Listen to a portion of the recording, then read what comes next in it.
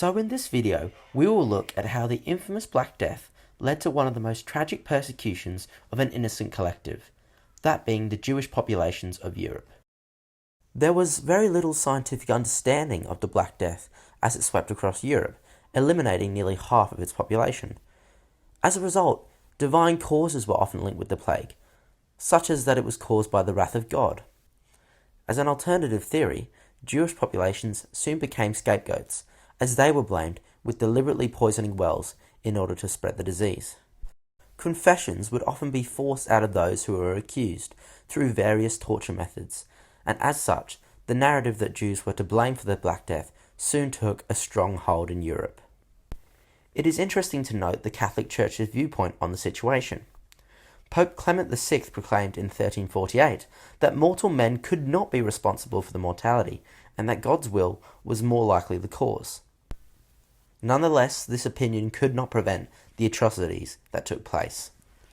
The first massacre that occurred was in April of 1348 in Toulon, where 40 Jewish people were killed in their homes.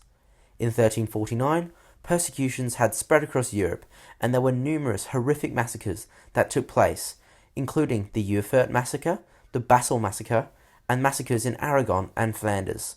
During the Valentine's Day Strasbourg Massacre, 2,000 Jews were burnt alive, despite the fact that the plague was yet to even reach the city.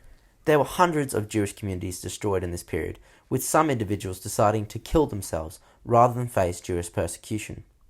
In the spring of 1349, the Jewish community in Frankfurt am Main was eliminated. This was soon followed by the destruction of Jewish communities in Mainz and Cologne.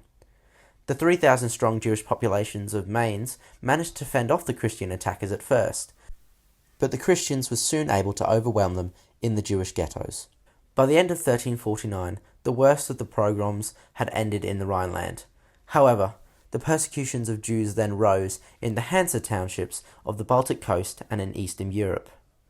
By 1351, there had been 350 incidents of anti-Jewish pogroms, and 60 major and 150 minor Jewish communities had then been exterminated. There was often an assumption made that the peasantry formed mobs that rounded up Jews for execution. However, this opinion has been contradicted.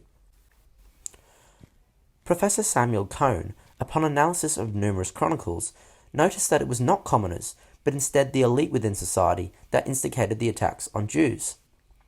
The motivations for doing so seemed to stem from religious hatred rather than any economic opportunities, as is mistakenly assumed by many modern historians.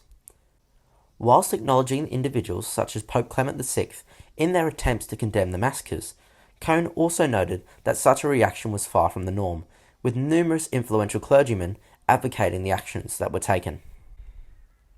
This wasn't in fact the first time that Jewish people had been scapegoated in this nature, as from roughly the mid-12th century they had been accused of carrying out something called a blood libel. The blood libel refers to a centuries-old false allegation that Jews would often murder Christians, especially Christian children, in order to use their blood for ritual purposes. This truly does demonstrate the religious hatred that was then behind the persecution of Jews during the Black Death. There is a key quote I wanted to use to display the significance and tragedy of the Jewish persecutions during the Black Death. It comes from Heinrich Truchas von Diessenhofen, who was a canon of the Constance and had been a chaplain to Pope John XXII. He noted that, within 1 year, all of the Jews between Cologne and Austria were burnt, and in Austria they await the same fate, for they are accursed of God.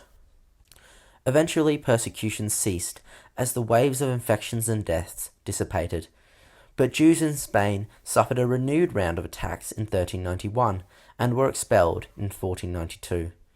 Subsequent rounds of the plague meant that the population of Europe would not recover its lost numbers for another century or more.